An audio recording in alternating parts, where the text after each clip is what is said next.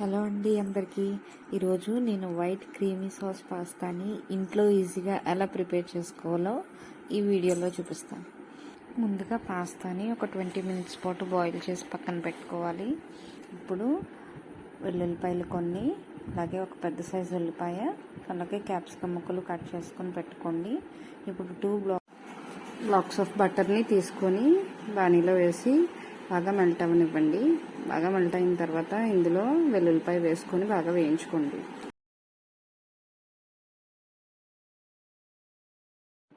మంచి aromatic smell అనేది మనకు వస్తుంది కాసేపు వేపుకున్న తర్వాత. ఇప్పుడు అందులో మనం కట్ చేసుకున్న ఉల్లిపాయ ముక్కల్ని, అలాగే క్యాప్సికమ్ ముక్కల్ని ఒకదాని తర్వాత ఒకటి యాడ్ చేసుకొని మళ్ళీ ఒక 5 మినిట్స్ పాటు మంచిగా వేయించుకోవాలి.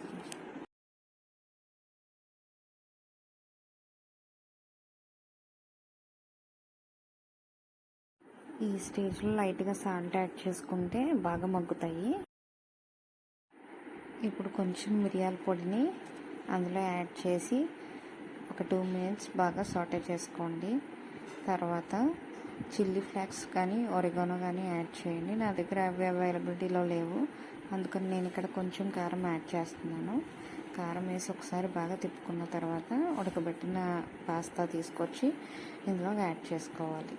ఒకసారి 5 మినిట్స్ పాటు వీటిని బాగా కలుపుకొని స్టవ్ ఆఫ్ చేసుకోండి.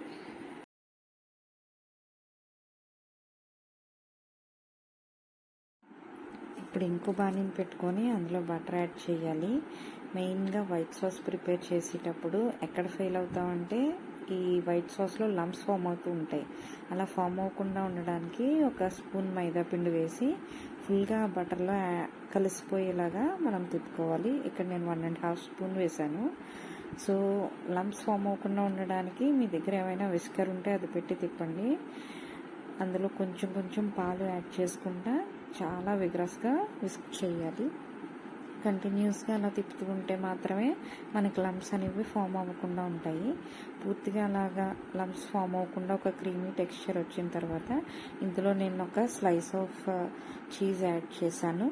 మీరు కూడా మీ దగ్గర ఏదన్నా మోజరెల్లా కానీ అలాంటి ఏ చీజ్ ఉన్నా కూడా యాడ్ చేసుకోవచ్చు. ఇది ఒకసారి బాగా కుక్ అయిన తర్వాత మనకు వైట్ సాస్ రెడీ అయినట్టే. ఇప్పుడు ఇందులో మనం ఆల్రెడీ ప్రీ కుక్ చేసుకున్న పాస్తాని ఇందులో యాడ్ చేసేసుకోవాలి. యాడ్ చేసేసుకొని బాగా ఒకసారి కలుపుకొని మొత్తం వైట్ క్రీమ్ అంతా పాస్తాకి పట్టేలా కలుపుకోవాలి.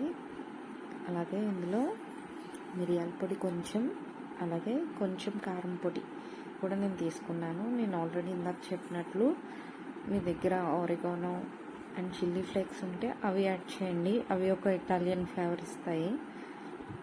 నా దగ్గర అవి ఇప్పుడు అవైలబిలిటీలో లేవు. సో 1 మినిట్ పాటు కుక్ చేసుకుని డిష్ అవుట్ చేసుకుంటే వేడి వేడి క్రీమీ సాస్ పాస్తా రెడీ అవుతుంది. రెసిపీ నచ్చితే please like, share and subscribe. Thank you.